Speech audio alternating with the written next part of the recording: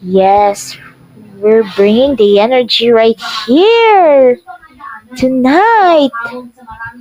Anyways, maligayang pagdating sa musical podcast where music can always getting started. Sitting in for Luna Lily Love, this DJ Honeybee on your Thursday Club Banger Showdown. And you know what? Why am I still busy? Kasi, inuna ko lang ang tasking. Siyempre, nagtatasking lang tayo. So, first, tasking muna bago pasok sa PR. And good news, parang napaaga talaga ang premiere ng Decades of Sound. Well, habang inintay niyo lang, syempre, nakikinig kayo kay DJ Honeybee at the Musical Podcast. Hello, Joanna! Ay, kala ko babae yan pala, lalaki. Sorry. Tropang Lucy, hello.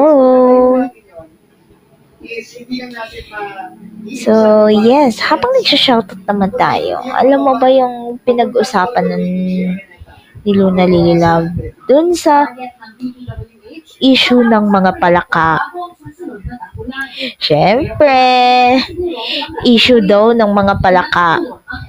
So, basahin ko ulit yung sinabi ko sa post. People who always listening here at 7:30 in the evening, I was officially shocked when I saw the frog behind the studio and it won't go away. Kokak, kokak. Somebody watch out of this frog. Kahit palaka lang, ayun lang ang kinatatakutan ko sa studio niya. I swear to God, this is a no joke. I was a bit frustrating about the frog behind the studio while I'm dancing with him. Masyadong nakakairita kasi. It's a bit annoying. Yung palaka na tumatalon sa paa ko. Kokak, kokak, ops, ops, ops. Disclaimer para kay DJ Sting. Walang palaka ang nasasaktan habang nasa live streaming. Aside, no frogs are getting harmed during live streaming, or no animals are getting harmed during live streaming. Get it? Grabe, yung init ng ulo ni Luna Lily Love. Ikinagagalit niya sa netizens na walang hayop ang nasasaktan sa live streaming. Siyempre, we have to respect each others. So, you have to explain it, but you still need to stop talking about the frog-related topic.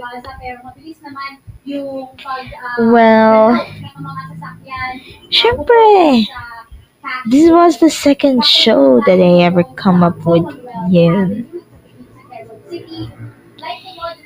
Kasi, habang sumasayaw, I was so confused. May palaka na nasa paanan ko. Rabbit. And you know the sound of the frog? Kokak, kokak.